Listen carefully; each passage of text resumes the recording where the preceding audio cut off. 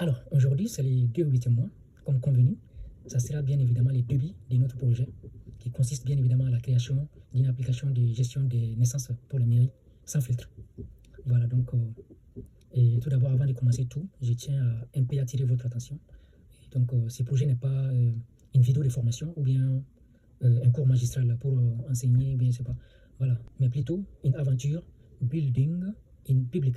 Building in public, c'est quoi? Il s'agit de construire un produit en public sans filtre, on va dire. Donc, c'est-à-dire de la première ligne de code jusqu'au bout, les architectures que j'adopte et aussi les méthodes de debugging, c'est-à-dire les méthodes, comment est-ce que je débug mes codes, mes erreurs et tout, voilà et tout. Donc, vous allez tout assister, les architectures, ma méthode de travail, mes outils utilisés, mes outils de planification, tout, sans filtre. Donc, c'est un peu ça le but. Mais bon, quelle sera votre tâche alors? Quelle sera votre tâche pour ce projet? Et votre tâche sera consacrée, bien évidemment, à assister l'aventure de ce projet, de la première ligne jusqu'au bout. Donc, jusqu'au produit final, c'est-à-dire le déploiement de l'application même en question. Donc, sans filtre. Ok? Donc, c'est un peu ça. Et quant à moi, mon objectif est double. Premièrement, bâtir une expertise full stack, c'est-à-dire la maîtrise de Java avec les frameworks Spring Boot et aussi bien évidemment les librairies React et pourquoi pas aussi bien évidemment avec la base de données MySQL.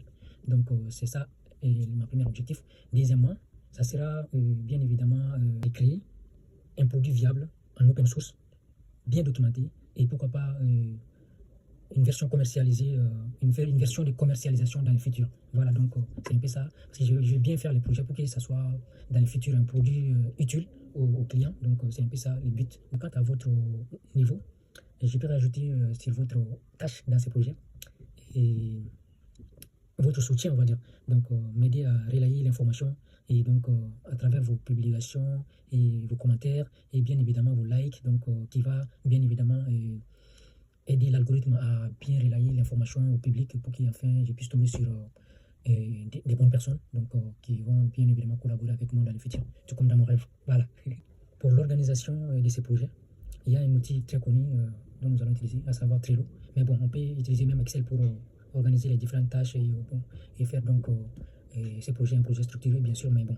Et l'outil Trello est bien placé et donc est bien utilisé pour l'organisation des différentes tâches que nous allons exécuter au fil du temps, c'est-à-dire les tâches en cours, les tâches bien définies, les tâches en cours, les tâches en test, les tâches qui sont terminées et tout, voilà.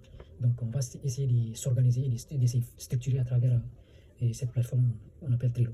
Donc au-delà de ça, pour côté développement et stack technique, donc nous allons utiliser pour les côtés front-end React, qui est une librairie très connue par la communauté dev, donc qui est très utilisée aussi, donc nous allons l'utiliser. Et donc Vite.js aussi pour générer les projets avec voilà, c'est un peu ça pour générer les projets.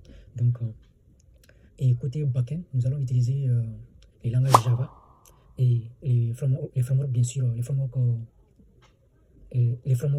Spring Boot bien sûr, donc et aussi une base de données MySQL. Donc au-delà de ça, je pense que voilà, ouais, exactement, nous allons utiliser GitHub pour les versionnements de notre code. C'est-à-dire on va essayer de sauvegarder le code en ligne et versionner le code, les traces et tout, voilà. Donc pour pouvoir s'organiser un peu et aussi sécuriser le code en cas de panne de l'ordinateur, on peut toujours travailler à distance et tout, donc à travers GitHub bien sûr. Donc on va utiliser ça aussi. Et enfin, nous allons se servir de deux navigateurs, Microsoft Edge et Google Chrome bien sûr. Donc ces deux vont nous aider à visualiser l'interface utilisateur et aussi donc à visualiser nos différents tests et tout, voilà, donc c'est un peu ça. Alors voici en général les outils que nous allons utiliser donc, pour la réalisation de ces projets. Donc merci.